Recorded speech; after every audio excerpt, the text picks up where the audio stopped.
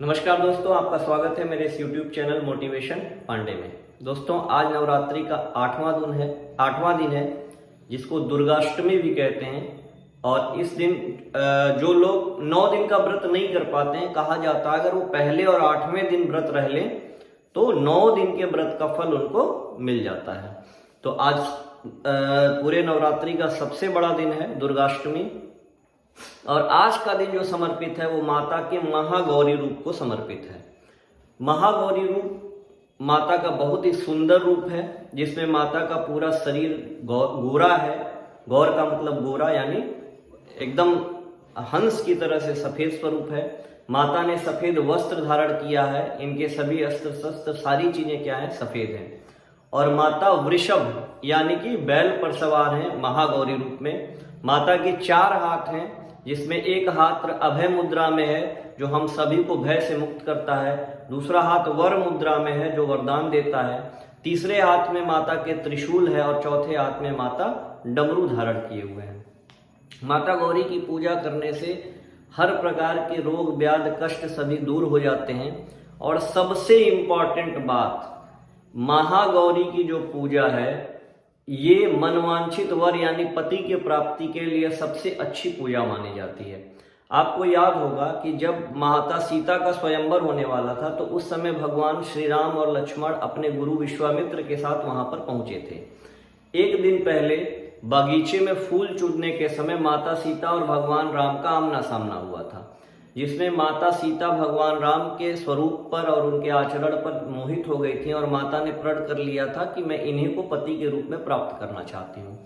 और उसी वजह से माता सीता स्वयंवर से पहले उनके प्रांगण में महागौरी का एक मंदिर था, जिसमें जा करके माता सीता ने महागौरी की पूजा की थी। और महागौरी ने ही माता सीता को आशीर्वाद दिया था कि भगवान श्री राम उनको पति के रूप में अवश्य प्राप्त होंगे।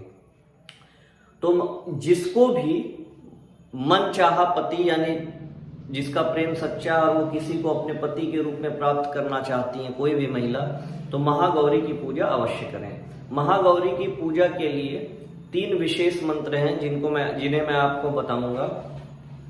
वो उन मंत्र से महागौरी की आज पूजा करें तो उनको जरूर लाभ होगा। सबसे पहला मंत्र तो ये है जो हम सभी लोग जानते हैं, ओम सर्व मांगल्य मांगल्ये शिवे सर्वार्थ साधिके शरण्ये त्र्यंबके गौरी नारायणी नमोस्तुते।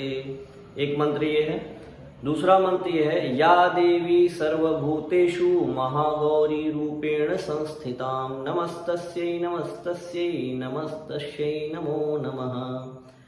तीसरा मंत्र जो विशेष मनचाहा पति की प्राप्ति के लिए, और इस मंत्र का जाप वो महिलाएं भी कर सकती हैं जिनका विवाह नहीं हो रहा है या बहुत मुश्किल से शादी करना चाह रही है, शादी खोजी जा रही है पर तय नहीं हो रही है, बहुत लंबा समय हो गया है, लेट हो गया है, तो वो महिलाएं यानी वो लड़कियां भी इस मंत्र का जाप कर सकती हैं जो मैं बताने जा रहा हूँ। ये मंत्र महामृत्युंजय मंत्र का ही एक हिस्सा है, जिसमें थोड़ा सा चेंज करके आपको बोलना है।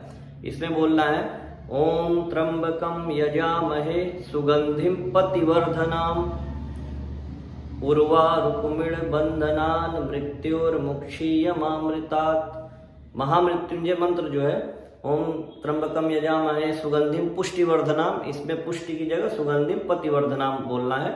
और इस मंत्र से माता सीता ने महागौरी की पूजा की थी।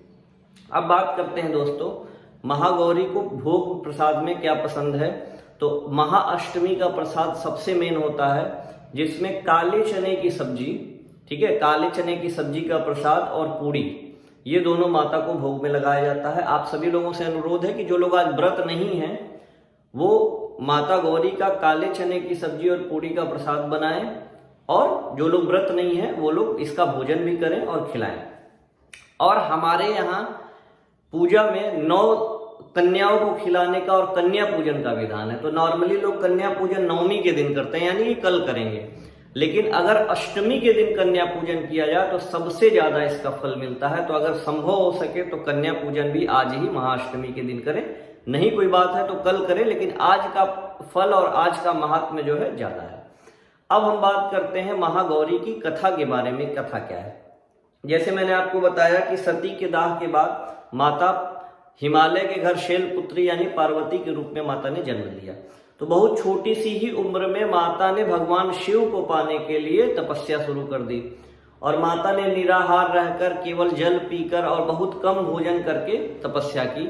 और जिस भयानक तपस्या की वजह से माता का जो शरीर था वो काला पड़ गया। माता की तपस्या से, बहुत कठोर तपस्या से भगवान शिव प्रसन्न हुए।